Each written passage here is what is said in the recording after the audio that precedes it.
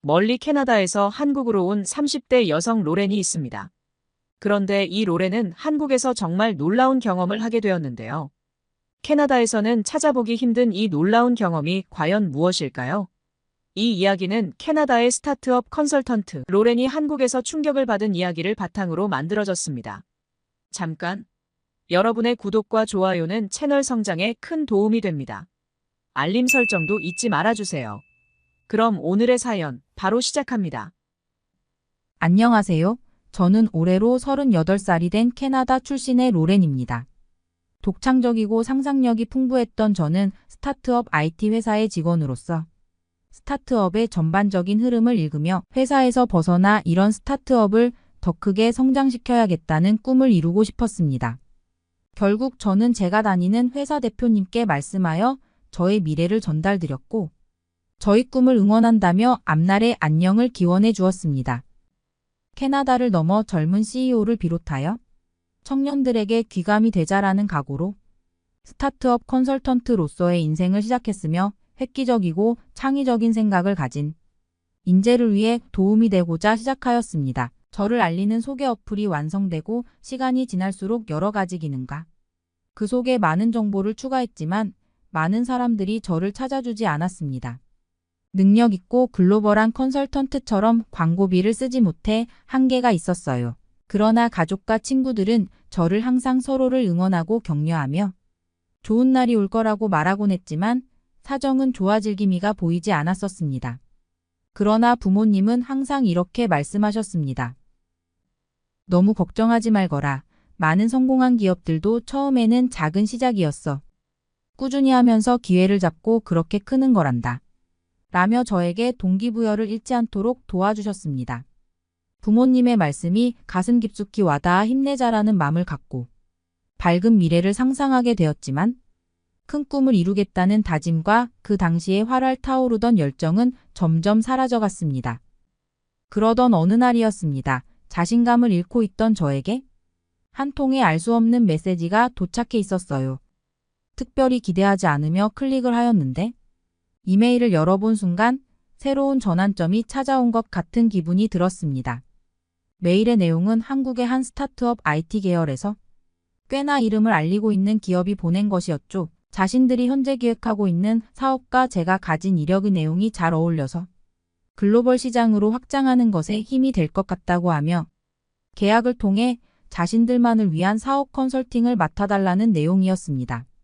처음에는 꿈을 꾸는 것 같아서 이게 꿈인지 생시인지 헷갈리며 이메일 내용을 여러 번 읽었습니다. 저를 이상하게 보던 부모님이 제 방으로 오셔서 모니터를 함께 보셨어요.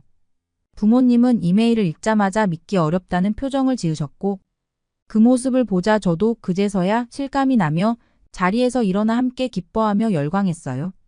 흥분을 가라앉히고 차분하게 자리에 앉아 메일의 답장을 정성스레 작성하기 시작했습니다. 저는 신중하게 문장 하나하나를 고치며 이런 사업 방향이 적절할 것 같다거나 이 부분은 파트너십으로 가는 것이 좋겠다. 또는 이런 부분은 과감히 내려놓고 가야 한다. 는 식으로 고민하며 답장을 썼습니다. 그렇게 정성을 다해 이메일을 작성하고 한국의 기업과 여러 차례 업무적인 내용을 주고받은 후 드디어 한국에 있는 담당자들과 화상회의까지 진행하게 되었습니다. 한국의 기업은 제가 제안한 사업계획서에 대해 매우 긍정적인 반응을 보였고 몇 번의 협상과 조율을 거쳐 결국 한국 본사에서 계약을 진행하기로 결정되었습니다. 그날부터 계약 날짜가 다가올수록 심장은 가슴이 두근거렸고 머릿속에는 계약을 잘 성사해야 한다는 책임감과 꿈꿔왔던 일을 드디어 이룰 수 있게 되었다는 기쁨이 뒤섞여 있었어요. 계약을 위해 한국을 갈 동안 저에겐 한국을 공부할 시간이 있었습니다. 한국의 문화와 예절에 대한 긍정적인 이미지를 심어주기 위해 SNS에서 관련 정보를 찾아보고 미리 외워두기로 하였죠. 그렇게 계약 며칠 전 저는 부푼 꿈을 안고 한국행 비행기에 몸을 실었습니다.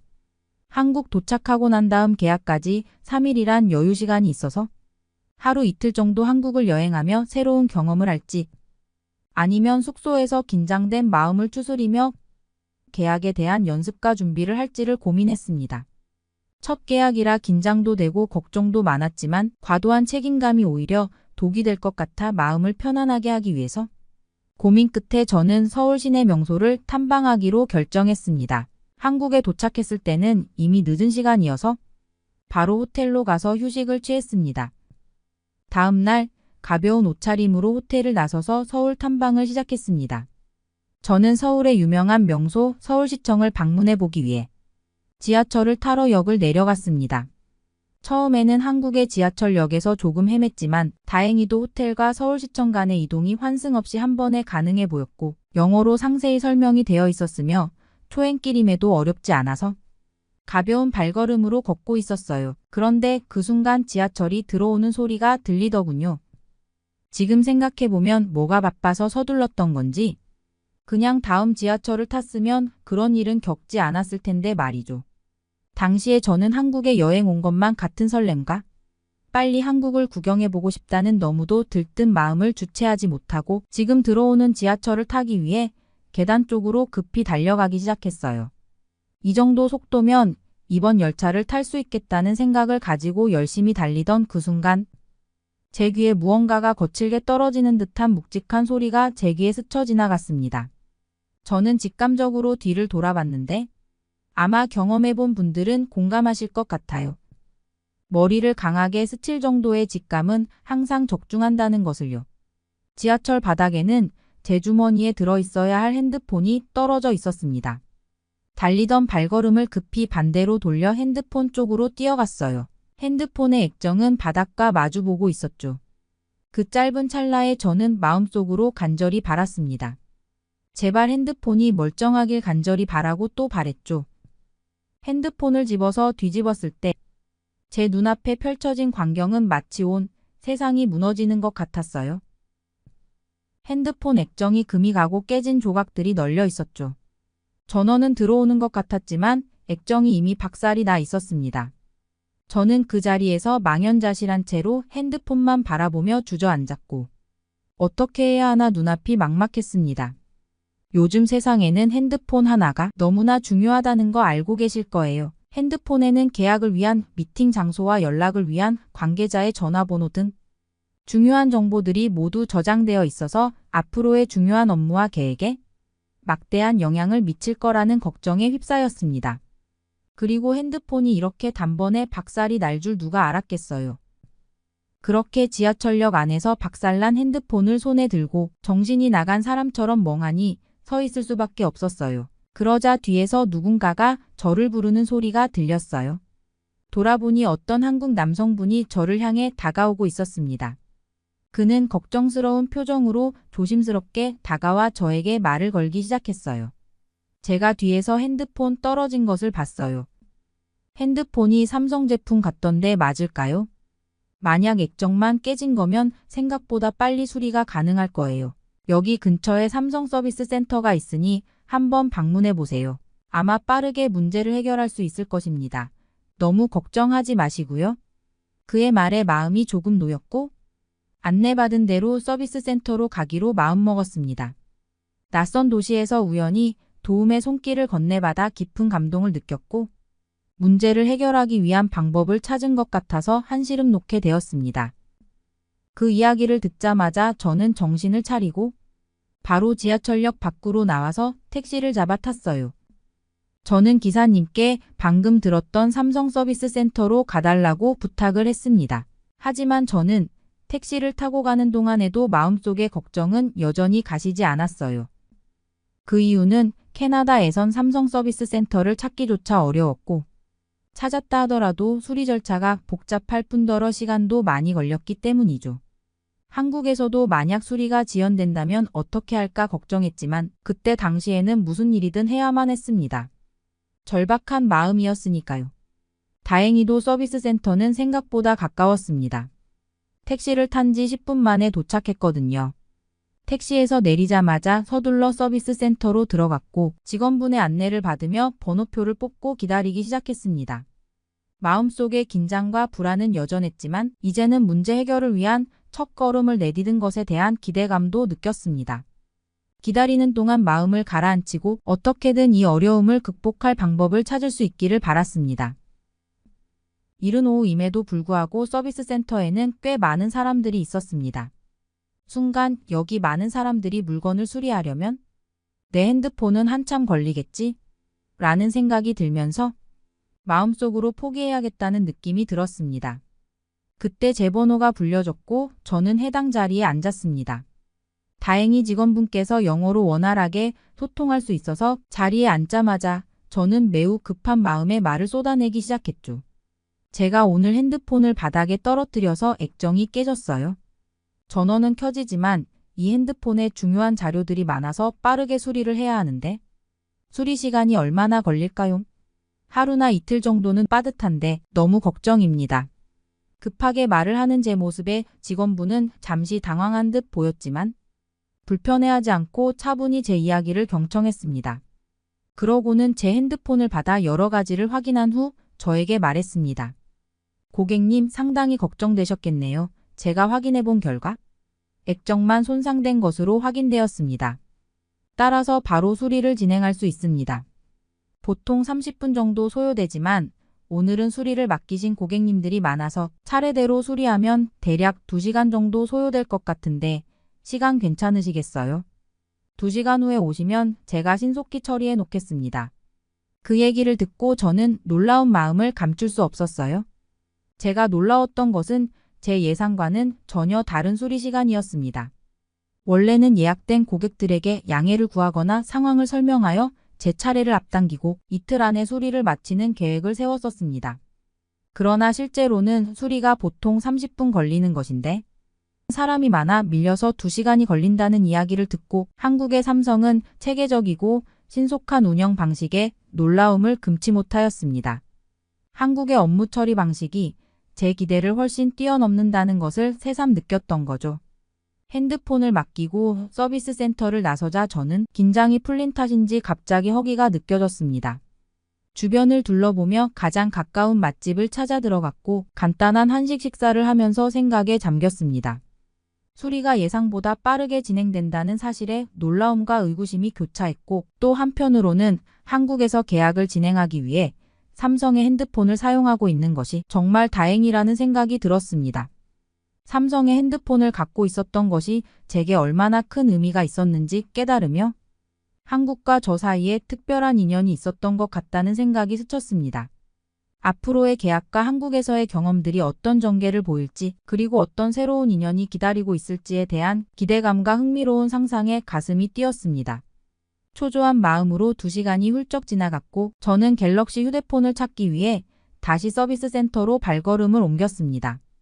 도착하자마자 안쪽에 앉아 제 순서를 기다리던 와중에 제 핸드폰 수리를 담당하셨던 직원이 제 이름을 부르며 다가왔습니다. 그분의 목소리를 듣자마자 저는 곧장 그분이 있는 곳으로 갔습니다. 직원분은 제 핸드폰을 수리 완료된 상태로 제게 건네주시면서 고객님, 오래 기다려주셔서 감사합니다. 말씀드린 대로 액정만 손상된 것이어서 액정만 교체하였는데 많이 놀라셨겠어요. 혹시 모를 상황을 대비해 메모리나 다른 부품들도 점검해 보았으나 문제는 없었습니다. 안전하게 쓰시고 좋은 여행 되세요. 제 손에 쥐어진 핸드폰을 열어보자마자 예전에 엉망이었던 액정은 사라졌고 화면은 매우 선명하게 보였습니다. 새 액정으로 교체된 덕분인지 화면이 매끄럽고 터치 반응도 훨씬 부드웠으며 정확하게 느껴졌습니다.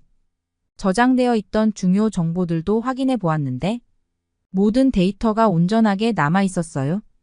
저는 제 핸드폰을 고쳐주신 엔지니어 분께 감사의 말을 몇 번이나 반복하며 제 마음속의 긴장이 그때 풀렸던 것 같아요.